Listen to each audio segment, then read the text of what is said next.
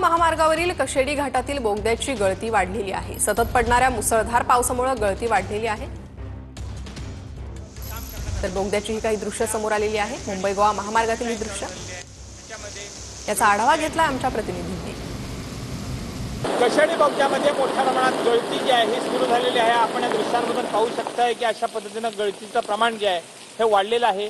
मागील काही दिवसांमधून कशेडी घाटाच्या ज्या 2 लेन आहेत या 2 लेनमधून लिकेजचं प्रमाण जे आहे हे वाढत होतं, त्याच्यावरती काम करण्यात आलं। मात्र सध्या या ठिकाणी जी दुसरी लाईन चालू झालेली आहे त्याच्यामध्ये गळती जी आहे बोगद्यामधली ही मोठ्या प्रमाणात सुरू झाली आपल्याला पाहायला मिळते। मागील काही दिवसांपासून या ठिकाणी पावसाचा जोर हा वाढलेला आहे आणि यामुळेच ही गळती वाढली असावी असा अंदाज आहे।